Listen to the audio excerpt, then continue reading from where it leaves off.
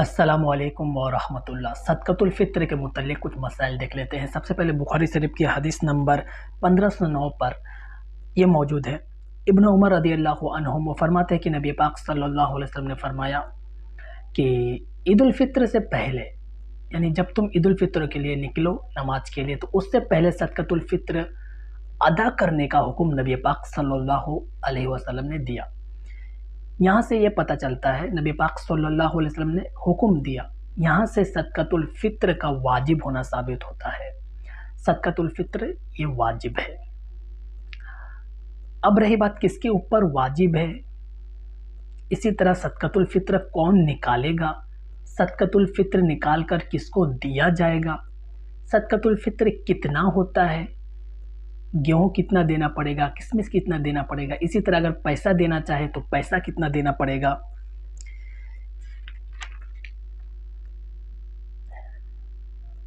صدقۃ الفطر کب تک ادا کر سکتے ہیں، یعنی کہ دینے کا وقت کب ہے، کب دیا جائے گا، اس طرح کے جو ضروری مسائل ہے صدقۃ الفطر کے متعلق، جو ضروری مسائل ہے وہ میں پوائنٹ کے حساب سے رکھنے کی کوشش کروں گا۔ سب سے پہلے دیکھتے ہیں صدقۃ الفطر کس کے اوپر واجب ہے، کون صدقۃ الفطر نکالے گا، یہ سب سے پہلے دیکھ لیتے ہیں۔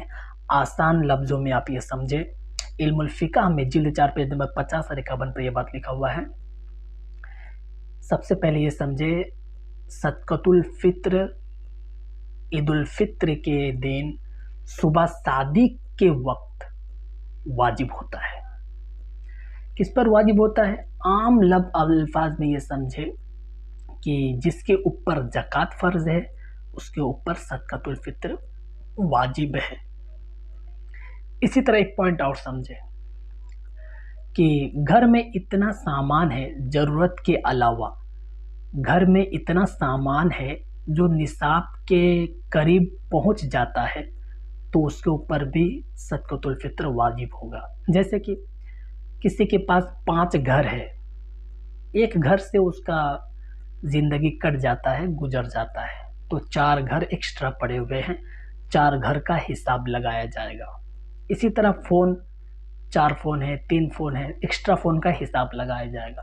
اسی طرح سائیکل، گاڑی اور جو بھی سامان ہے، ایکسٹرا سامان جو ہے، جو کام میں نہیں آتا ہے، پڑا رہتا ہے، اس کا حساب لگایا جائے گا۔ حساب لگانے کے بعد اگر آپ دیکھتے ہیں کہ وہ نصاب تک پہنچ جا رہا ہے، یعنی کہ ابھی کے حساب سے 49,000 کے قریب اگر پہنچ جا رہا ہے تو وہ بھی صدقۃ الفطر اس کے اوپر نکالنا واجب ہوگا۔ یہ عام الفاظ تھے، لیکن اس میں کچھ شرائط ہے۔ یہ ہے کہ اس میں سال کا گزرنا ضروری نہیں ہے۔ زکوٰۃ کے مسائل میں تو سال کا گزرنا ضروری تھا، اس میں سال کا گزرنا ضروری نہیں ہے۔ اور جو سامان ایکسٹرا ہے اس کا تو بتا دیے، یعنی کہ وہ سامان بکری کا ہو ایسا بھی ضروری نہیں ہے۔ ایکسٹرا سامان ہے اس کا حساب لگائے، اگر وہ نصاب کے برابر پہنچ جاتا ہے تو صدقۃ الفطر واجب ہوگا۔ تو خلاصہ کلام تمام باتوں کا یہ نکلا کہ جس کے پاس 49,000 کی طرح پیسہ ہو اس کے اوپر صدقۃ الفطر واجب ہوگا۔ یہ خلاصہ کلام کے طور پر ہے، لیکن اصول وہی ہے جو میں پہلے بتا دیا ہوں کہ سال کا گزرنا ضروری نہیں ہے۔ علم الفقہ میں یہ بات لکھی ہوئی ہے، اور ایجاء المسائل میں بھی دیکھے جا سکتے ہیں۔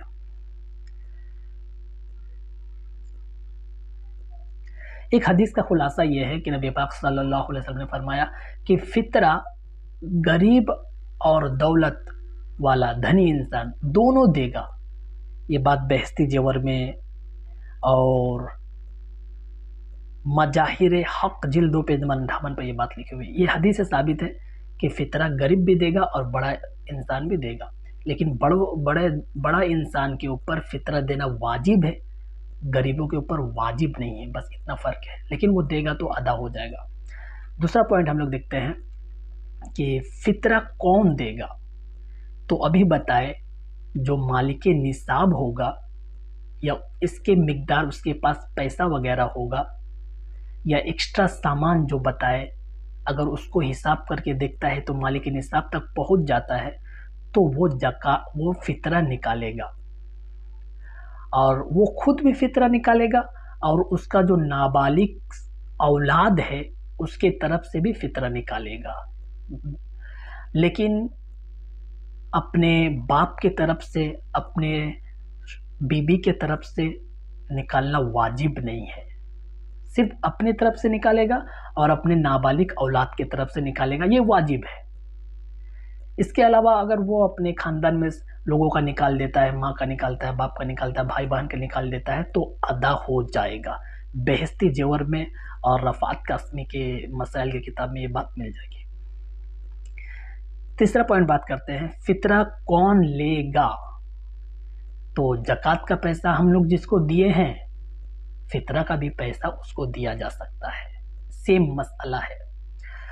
اور ایک فطرہ کا پیسہ مثال کے طور پر 60 روپے پکڑ لے کہ ایک شخص کا فطرہ 60 روپیہ ہو رہا، تو آپ 60 روپیہ کو ایک مسکین کو دے دیجئے، یہ بہتر ہے۔ لیکن اگر 60 روپیہ کو 10 روپیہ کر کے مسکین کو دیتے ہیں تو یہ بھی درست ہے، اور کچھ کتاب میں مکروہ تنزیہی لکھا ہے، یعنی کہ بہتر نہیں ہے۔ آپ کسی بھی طرح سے ادا کریں، پورا فطرہ کا پیسہ 1000 2000 یا 200 500 جتنا بھی ہو، پھر پورا فطرہ کا پیسہ ایک غریب کو دے دے، یہ بھی درست ہے۔ کچھ غریب کو دے دے، یہ بھی درست ہے۔ اس میں اتنا الجھن کا شکار ہونے کی ضرورت نہیں ہے۔ کتاب المسائل میں جلد 2 پیج نمبر 284 پر اب بہشتی جیور میں یہ تمام مسائل مل جائیں گے۔ چوتھا نمبر پوائنٹ ہے کہ فطرہ کتنا دینا ہوگا۔ یہ سب سے اہم پوائنٹ ہے کہ فطرہ کتنا دینا ہوگا، کیا دینا ہوگا، فطرہ میں کیا دینا ہوگا، یہ اہم پوائنٹ ہے۔ ترمذی شریف کی حدیث نمبر 674 پر اور ابو داؤد کی حدیث نمبر 1620 سے یہ بات ثابت ہے کہ اگر کوئی گیہوں یا آٹا دینا چاہتا ہے تو وہ آدھا سو دے گا، اور کشمش کھجور وغیرہ دینا چاہتا ہے تو 100 دے گا۔ تو گیہوں اگر کوئی دیتا ہے تو آدھا سا، یعنی کہ 1 کلو 600 گرام کی طرف پکڑ لے، حالانکہ 1 کلو 500 سے کچھ زائد ہے، لیکن آپ 1 کلو 600 گرام سمجھ لیں، آسانی کے لیے بتا رہا ہوں۔ یہ گیہوں یا آٹا آپ غریب کو دیں گے 1 کلو 600 گرام، یا اس کا جو دام ہے وہ دے دے۔ اور اگر جو بڑا شخص ہے تو اس کو چاہیے کہ وہ اس ریٹ پر اس طریقے سے نہ دے کر کشمش اور کھجور کے طور پر دے، اور کشمش اور کھجور یہ 2 گنا ہوگا، یعنی کہ 3 کلو 150 گرام کھجور یا کشمش دینا ہوگا، یا اس کے جو مقدار پیسہ بنتا ہے وہ دینا ہوگا۔ کتاب المسائل میں جلد 2 پیج نمبر 283 سے یہ بات لیا گیا ہے۔ اس کے بعد دیکھتے ہیں فطرہ پیسہ سے دینا کیسا ہے۔ بعض اہل حدیث علماء اکرام کہتے ہیں کہ پیسہ سے نہیں چلے گا، گیہوں ہی دینا پڑے گا، کیونکہ حدیث میں گیہوں آیا ہے، جو آیا ہے، کشمش کھجور آیا، تو پیسہ سے نہیں چلے گا۔ تو ان لوگوں کو بتا دوں کہ پیسہ سے فطرہ دینا درست ہے۔ بہشتی جیور میں مسئلہ لکھا ہوا ہے، اور بڑی بات یہ ہے کہ یہ مصنف ابن ابی شیبہ کی حدیث سے ثابت ہے۔ 10,371 میں حدیث موجود ہے، صحیح سند کے ساتھ موجود ہے۔ تابعی ابو اسحاق وہ فرماتے ہیں کہ میں نے صحابہ رضی اللہ عنہم کو فطرہ کی جگہ، فطرہ کی جو مقدار ہے اس کے جگہ درہم دیتے ہوئے دیکھا۔ درہم یعنی کہ چاندی کے پیسے۔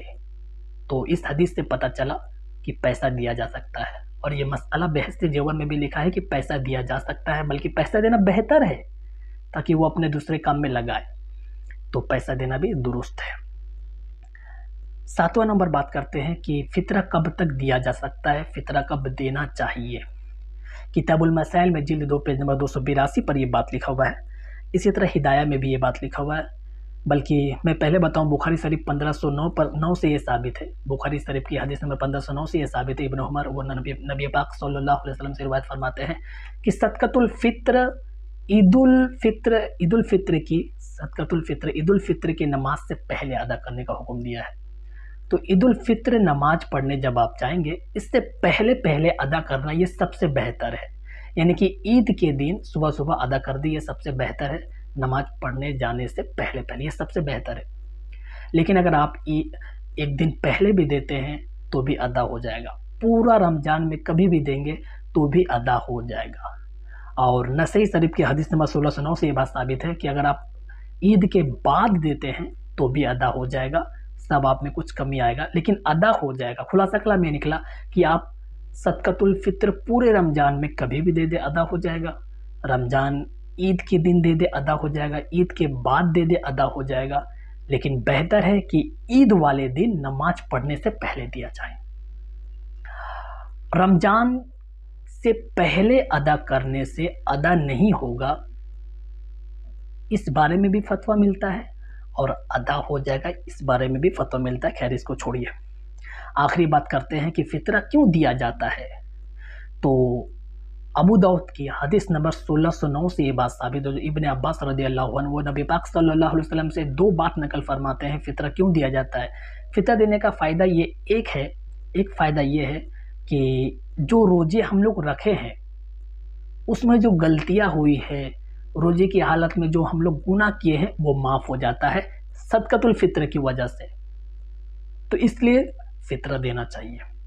ये पहला वजह। और दूसरा वजह ये है कि सदकतुल फित्र अगर दिया जाए तो गरीबों का काम में आएगा, गरीब खा सकेंगे। तो ये दो फ़ायदा है सदकतुल फित्र का, और यही वजह है सदकतुल फित्र देने का। तो सदकतुल फित्र के मुतालिक जो तमाम जो अहम मसाइल थे वो मैं आप लोग के सामने रखा हूँ। अल्लाह से दुआ है कि हम सबको अमल करने की तौफीक दे। अस्सलामु अलैकुम व रहमतुल्लाहि व बरकातुहू।